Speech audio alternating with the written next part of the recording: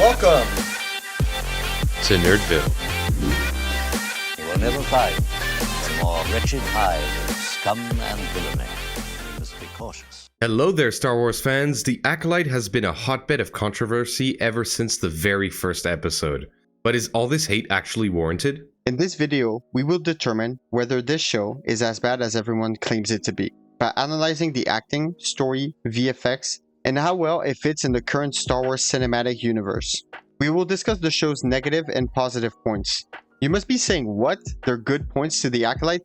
And yes, there are. Obviously, the show is disappointing, but did it really deserve to be cancelled? Without further ado, let's get into it. The ACOLYTE story is just so awful. The development of the plot is all over the place, and certain choices seem to be made to make Star Wars fans upset. The biggest issue with the story isn't even the plot itself, but the fact that it happens 130 years before the Skywalker saga, which doesn't allow the story to be told independently. Any mistakes or decisions could mess up the timeline that we are used to. The series should have been placed in the middle of the High Republic if they wish to have had this type of story told.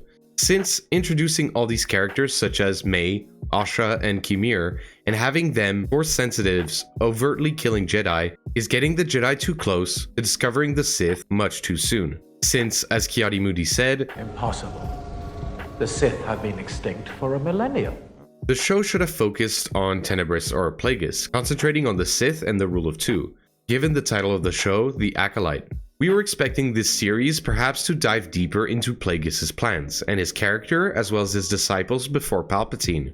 Instead, we got a murder mystery story which had the Jedi as the protagonist, trying to uncover this plot. This is kind of contradictory. Unfortunately, this type of story can only create problems for the continuity as a whole, because the existence of the Sith is supposed to remain a secret. Within the first 3 episodes of the story, a lot of things don't make sense, between how the witch's powers actually work, to the biggest issue of this series being May.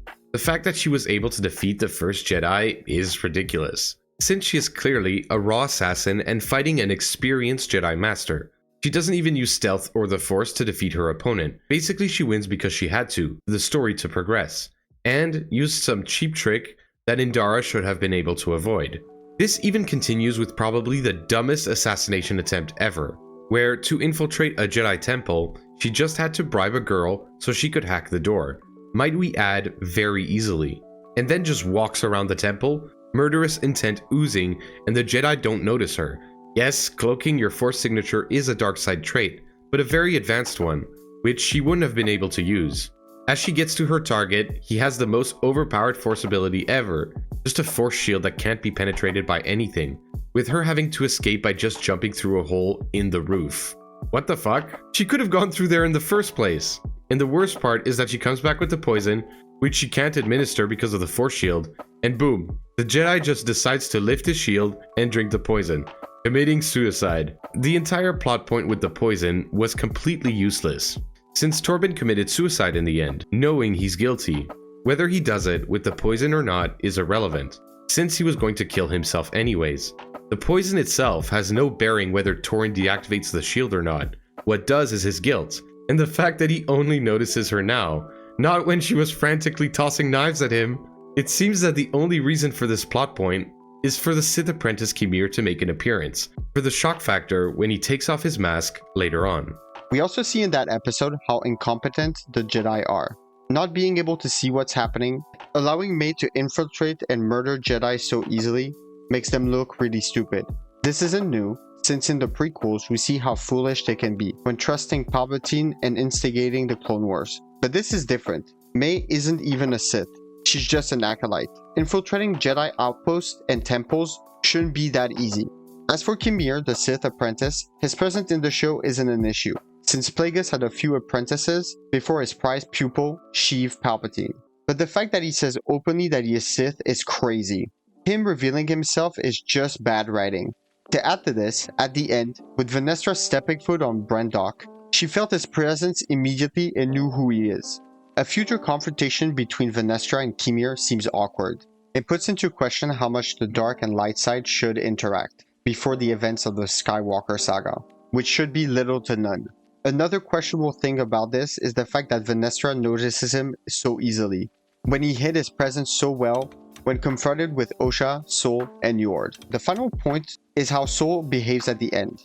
He was shown as a caring and centered master like Qui-Gon Jinn, and despite clearly showing some guilt for what happened on Brendok, it seemed he truly cared for Osha as his Padawan. But before his demise, he goes on a rant, suggesting that he never truly cared about Osha, but needed her as proof of his theory, making the character shift and minimizes the relationship between him and Osha. It's not that the turn is unwelcome, but it doesn't make sense with his character we have seen in the story. It felt like Soul was obsessed with having a Padawan, not discovering the truth about Brendok. So the turn doesn't make sense. It's a real shame, since Soul was the most interesting character in the show. There are also a few minor plot points that don't make sense in the show, such as the prisoner's escape in episode 1. It seems very stupid to transport prisoners, which include a cyborg, in a ship manned by droids, given the fact that he is their only means of escape. If the Jedi had simply accompanied the prisoners, none of this would have occurred. Or for instance, when Asha is escaping from Soul and company on Karlak, the ice planet. It makes no sense that Asha would fall when talking to Soul and the Jedi. She is standing on the edge. Why would she back off a cliff? Is she stupid? Step away from the edge! She knows she's on the edge and falls anyways. Maybe she has some sort of concussion from the crash. It feels like this entire scene is just so that Saul could catch her, like he did on Brendok when she was young. This scene is just weird. Why not just have the ground collapse? It would make more sense than what we saw. I know these seem like minor issues, but the entire show is filled with these inconsistencies, where everything in the story seems staged and unnatural. The worst part of this story, however, is the outrageous 2-second clip of Plagueis on the unknown planet. It really seems to us that they added this scene in the editing, last minute, because they forgot about Plagueis in this story. Even if you reveal Plagueis for 2 seconds in the show, what they did is just not enough. The way they reveal him is just him saying nothing, while watching Asha and Kimir depart. If you reveal Plagueis in such a minor, disrespectful way, it just feels fake. If they wanted to do it right, in a short way like they did, it would have been much better if Kimir was kneeling before him calling him master or something like that. Much like we saw in the original trilogy with Vader and the Emperor, or we saw at the end of the show with Yoda, which was by far a much better reveal. The way Plagueis is in the show, he looks like he isn't even part of the story, just an observer, which doesn't make sense. Another important point to discuss in the Acolyte show is the acting. The acting in Star Wars is as per usual a huge issue that the showrunners, scriptwriters, etc. just keep ignoring. I know that George Lucas was not the best director for actors in particular, but it doesn't mean that it needs to become a Star Wars trend. Is the only place where good acting belongs in the original trilogy and the animation TV shows? Now, you must be wondering what I'm referring to. Well, I'll play a few examples for you. Attack me. You get nauseous when you travel through hyperspace? So yeah, they really decided that acting was not a focus point in the show, to the point where it makes the show itself hard to watch. Certain scenes between characters are too cringe to understand or even enjoy. The biggest example in the show is the actor who plays Yord. What's wrong with Yord? Nothing. No, he's Yord. Master Soul, I thank you for choosing me for this mission. I feel bad for this actor, because it feels like the director is not giving him the time of day to redo his lines. The words that best describes this character is douchey and cringe, unfortunately. Even when he is not being a douche, he's kinda cringe. For instance, when he follows Asha and vouches for her not killing Torben. The only satisfying moment you have with this character is when he gets his neck snapped in episode 5. This is not only a problem from the actors, by the way, the directing and the scripts being poorly executed is also a given. It feels like they shot the scene once, were satisfied, and moved on. It begs to question how the people from Disney watching this were satisfied with what they saw. This is a problem that is reflected time and time again in these Star Wars TV shows, and is harder and harder to look past. Now the actors aren't all that bad. Lee Jung-jae, who plays the Jedi Master Soul, is one of the main reasons we keep watching the show. He has this air about him in his performance, giving us some Qui-Gon Jinn vibes.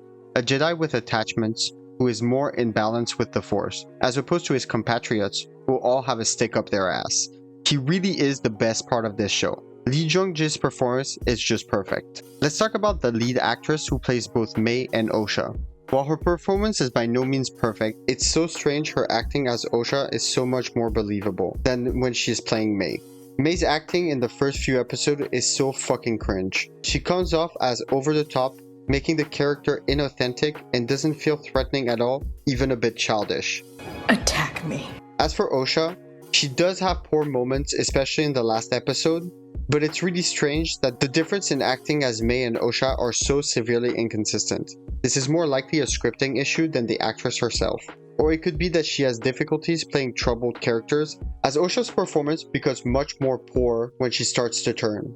Another very bad performance is from Master Venestra. While we didn't find her terrible at all times, like in the first 2 episodes, she honestly has some of the worst scenes in the show, and that's after taking Yord into consideration. The biggest strength of the show are its visuals. The environment of each planet throughout the show is very Star Wars. From the location, planets, alien species we have seen before, all of this fits very well in the aesthetics of the Star Wars universe. Much like when we're on Coruscant, in the Jedi Temple for instance. In the show they continue adding to that realism with well orchestrated fight scenes where the Force is well done, as we can see in episode 5. Also the hand-to-hand combat like in the start of episode 1 between Mei and Master Indara, and lightsaber fights in episode 5 between the Jedi and the Sith apprentice are done quite well. The pacing is adapted to each combat style, and watching gets you really immersed. Also, the way the witches use the Force is a disaster. The issue isn't them using the Force in a different way, but there is no context about what makes their ability different. We have seen witches use the Force in a different way before with the Night Sisters in Clone Wars and Ahsoka, but at least they gave you a physical manifestation of the magic with a green energy, and they explained that the power was drawn from the Force, generally involving necromancy. Here, they just use the Force and possess people, without any real explanation on how their power works. There isn't much to say about VFX, since it does seem to be one of their main focuses on this show. One of the main issues a lot of Star Wars fans have with the most recent Star Wars projects, like the sequels, is that Disney seems to not be respecting the established lore of the cinematic universe as well as they should. The ACOLYTE is the perfect example of this. They seem to be toying with the line of messing with the continuity too much, by having, for example, the Sith apprentice Kimir casually telling Sol that he can call him Sith. This is a major issue for the continuity of the Rule of Two, because the whole point of the Rule of Two is to remain hidden and secret, be able to strike back at the Jedi at the perfect time. The culmination of the plan from Darth Bane to Darth Plagueis, taking over the galaxy through politics, war, and the economy. Now in the show, Sol ends up dying before revealing everything to the Council. But the fact that Kimir mentioned the word Sith itself is the problem, because a Sith should not do that. Just so you know, it doesn't mean that you have a red saber that a Jedi is going to point at you and say, this person is a Sith, as there are a few Jedi in the past that have turned to the dark side, without being referred to as Sith, but as Dark Jedi. The difference is that a Sith is an inheritor of millennia's worth of research and techniques passed down by the Master, while a Dark Jedi is a Jedi who uses his emotions, anger, etc. Most Jedi in this time period don't even know what a Sith is, or believe them to be extinct. So if Kimir hadn't told Sol he was a Sith, he could have passed off as a Dark Jedi. The mere fact that he said this shows how little the writers actually know about the Sith, which is disheartening for a show that is supposed to focus and expand on Sith lore. Especially given the fact that they show us like 2 seconds of Plagueis in the show, which kind of confirms that Kimir is indeed Plagueis' current disciple, and not someone who was outright rejected by him and who decided to forge his own path in the dark side. Another small issue in the show that almost made us vomit was when Master Vernestra pulls out her lightsaber.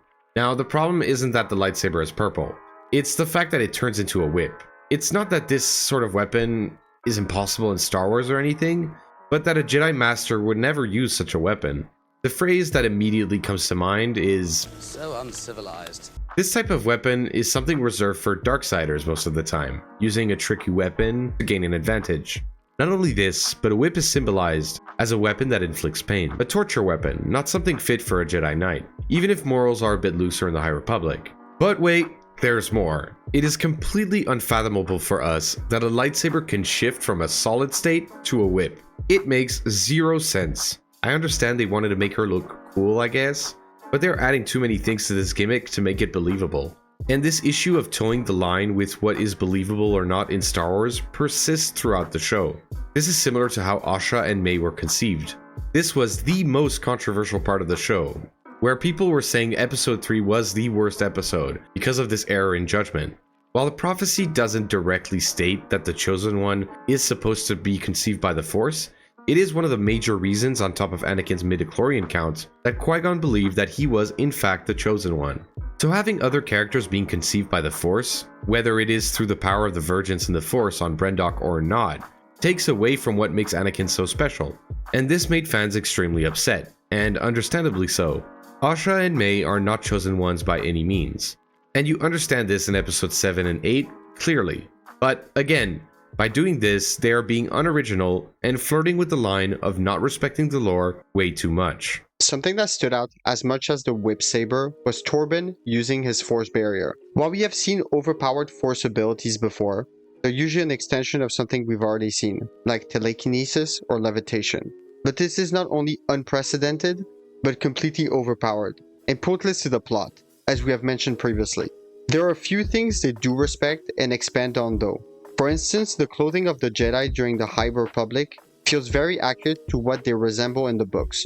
The gold and white robes fit with what we imagine the Jedi of the High Republic to wear. We also see a bit of the build-up with the eventual change from the High Republic to the Republic that we know in the prequels, with the senators interfering with the Jedi Order more and more, trying to strip them away from their political power. Also, as we have discussed as part of the VFX, they seem to have put more effort into the lightsaber fight scenes, making them closer to what we see in the prequels rather than the sequels. We can also guess certain lightsaber forms they use. For instance, Stoll's fighting style seems to be quite defensive, countering his opponents with precise strikes, and force abilities, much like Form 3 Sorisu. While Kimir seems to be using two techniques. Form 7, Juyo, since his movements are so aggressive and erratic, he switches to Form 5, Chien, when he's backed into a corner and he needs to focus on defense. We can notice this by the fact that his second lightsaber is a Shoto, a shorter lightsaber used in Chien for defensive measures. Despite Kimir's character being controversial, it is a nice touch that it let us know that he's a Sith or Sith Acolyte by saying the first line of the Sith code to May. In the name of peace. And peace Is a lie, I know. Another interesting part is the reintroduction of cortosis into the cinematic universe. The only time we have seen cortosis being mentioned in the canon was in the Thrawn novel Alliance. The reintroduction of the material into the canon is very welcome. The best thing they did in this show was showing the process of bleeding a lightsaber. While this method has been explored in the Darth Vader canon comics, the other place we have seen this other than a comic book was in the Jedi Survivor game. So having this on a TV show is actually pretty awesome.